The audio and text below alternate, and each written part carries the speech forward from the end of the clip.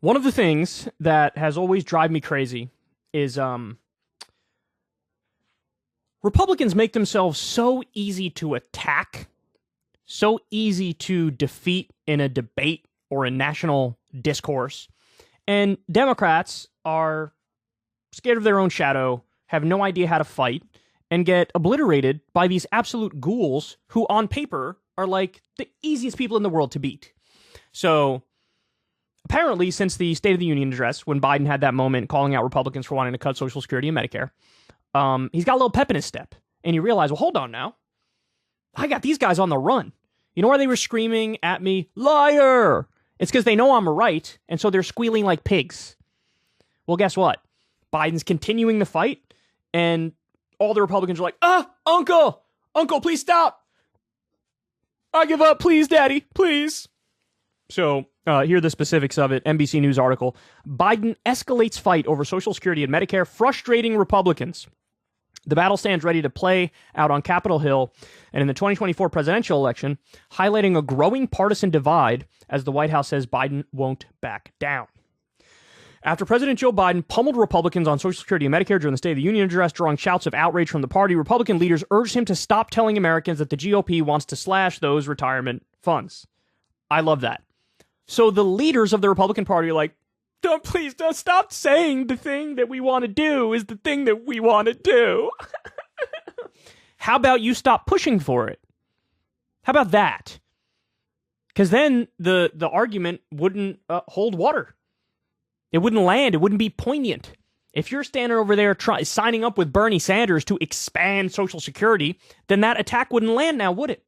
But they're not doing that. They are trying to cut it. They are trying to privatize it. They are trying to sunset it in many cases. Then Biden paid a visit to Florida and did it again. Exasperating the party, and exasperating, I love that word, and escalating a fight that is poised to play out on Capitol Hill and in the 2024 presidential election. So Biden hits them on this at the State of the Union, and then they're like, please stop saying this. He goes, what, Jack? Where am I? Anyway, I'm going to the villages in Florida. To be fair, I don't know if he actually went to the villages in Florida. But he goes there and he gives a speech and he's like, these sons of bitches want to cut Medicare and Medicaid. And the Republicans are like crying and screaming and shitting themselves. Oh, stop! Please, that's it. Quote, the president for a few weeks now has been falsely saying that there are people that want to get rid of Social Security and Medicare, and it's been inaccurate for a long time. And you saw last night when he tried to pin it on us. That was from House Majority Leader Steve Scalise.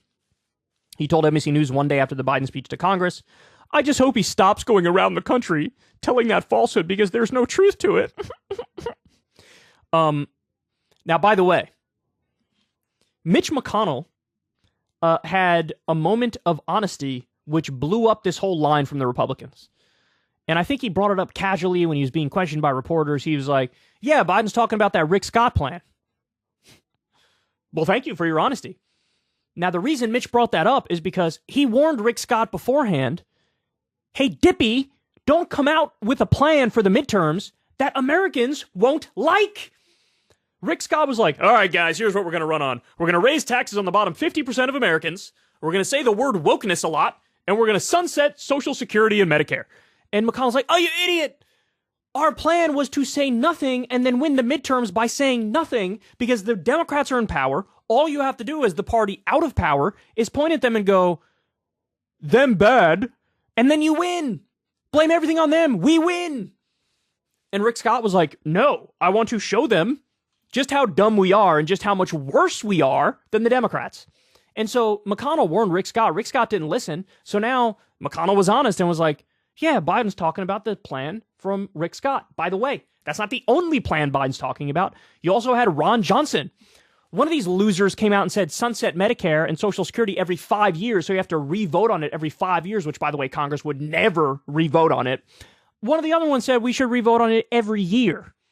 A way to guarantee that grandma and grandpa get absolutely obliterated and screwed and don't get the money that they paid in over all those years.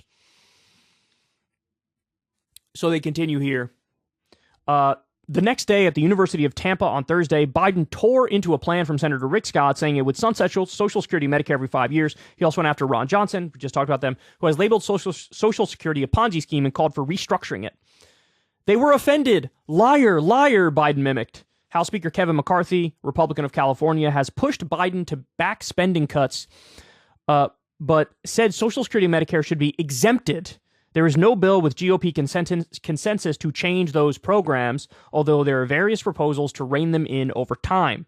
The White House has told NBC News that Biden will keep criticizing those Republican plans. That's awesome. Now, look, it is a fact that Joe Biden in the 1990s would prance around telling anybody who would listen, I'm willing to make a deal. We got to cut spending. Yeah, Medicare and Social Security should be on the table. He used to say that.